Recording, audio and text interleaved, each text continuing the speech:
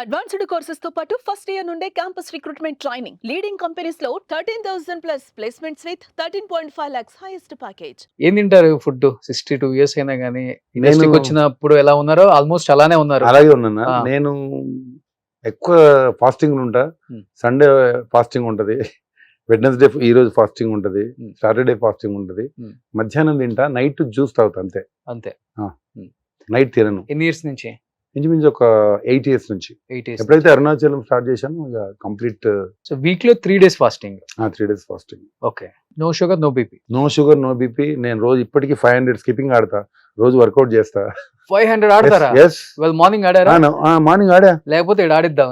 Compulsory. నా దీంట్లో ఉంటుంది, దీంట్లో ఇన్స్టాగ్రామ్ ఉంటుంది చూడండి మీరు. ఓకే. 1 minute లో నేను 150 కొడతా. ఇది ఒకసారి కొట్టన్నా.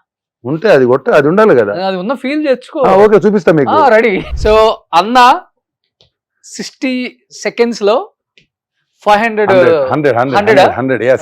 సో అటు గ్యాప్ తీసుకొని కొడతారు అనమాట. yes yes. So per day 500 skipping చేస్తారంట ఆయన. సో జిమ్ ఎంతసేపు చేస్తారు? Gym 1 hour. 1 hour. ఇట్లా పెట్టన్నా. అమ్మో. హైట్ అంతా 6'2", 6'3.5". 6'3.5". ఓకే. సో ఇప్పుడు మేమిద్దరం ఎవరు fast? Skipping. Okay, ready ready. Ready. 1 2 3.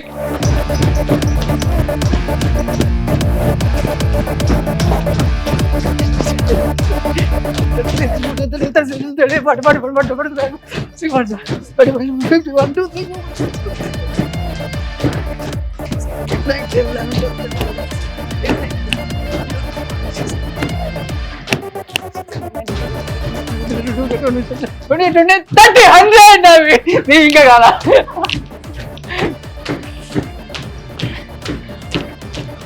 Set అంతా ఇంకా చేయగలరు, ఇంకా 2 minutes చేస్తా. ఇంకా 2 minutes. అంటే నాకు ప్రాక్టీస్ కదా. నిజంగా ఆయన 62 ఏజ్ లో నిజంగా అమ్మో. సో నిజంగా గ్రేట్ అన్నా. అన్నా సెట్ అలా అలా అలా అలా అలా ఫస్ట్ టైం చేయించడం మీరు టచ్ చేశారు అవుతుందా కదా అని. కొత్తగా ఉండాలి కదా. ఎస్. టార్జాన్ అన్న ఇప్పటికి ఎంత స్ట్రాంగ్ గా ఉన్నారో ఆయన స్ట్రాంగ్నెస్ ని చూడాలి ఈ వీడియోలో అని చెప్పేసి చిన్న టాస్క్ పెట్టాం ఆయనకి. టాస్క్ లో ఆయన గెలిచారు. సో ఇప్పటికి హీరోస్ అండ్ డైరెక్టర్స్ ఆయనకి మంచి మంచి క్యారెక్టర్స్ ఇవ్వచ్చు. చాలా స్టిఫ్ గా ఉన్నారు కాబట్టి నో ప్రాబ్లం. అన్న ఇంత స్టిఫ్ గా ఉన్నారు అండ్ మంచి హెల్దీగా ఉన్నారు. No sugar no BP. ఒక టాబ్లెట్ కూడా వేసుకోరు. లేదు, ఎక్సర్సైజే మీ టాబ్లెట్. ఎస్. మీకు ఎనర్జీ ఇచ్చేది అది. అలాంటిది మీ మీద అదేంటి మూఢనమ్మకాలు అని చెప్తుంటారు కానీ కొంతమంది నమ్ముతుంటాం. చేతబడి చేస్తే ఫ్యామిలీ మొత్తం మీద 12 సంవత్సరాల దాకా బయటపడలేదు ఫ్యామిలీ. ఆ చేతబడి వల్ల అంత నష్టం జరిగిందన్నారు. అసలు ఏమైంది అది? హైదరాబాద్ రావడానికి కారణమే అది. లేకపోతే ఊర్లో మంచి మా నాన్న సర్పంచ్. అప్పుడు ఏమైందంటే మా రిలేషన్ చేయించారు మాకు. అప్పుడు ఉన్నది 78, 79 లో చాలా ఉంది ఊర్లలో. బాణవతి అది చేస్తే అన్నయ్యకు వామిటింగ్ అవుతుండే. ఓకే. అన్నం తింటే వామిటింగ్, మా బార్డర్లోకి వస్తే అన్నం తింటే వామిటింగ్ అవుతుండే. మా అమ్మగారికి బొట్టు పెడితే ఇక్కడ పుండు, నాకు కడుపులు నొప్పి. 5 మంది పట్టుకుని ఆగిపోతుంది, ఇట్లా పడిపోతుంటాయి. మా నాన్నగారు చూసి చూస్తే పడిపోతుండే. ఇట్లా చాలా జరిగినాయి. ఓకే.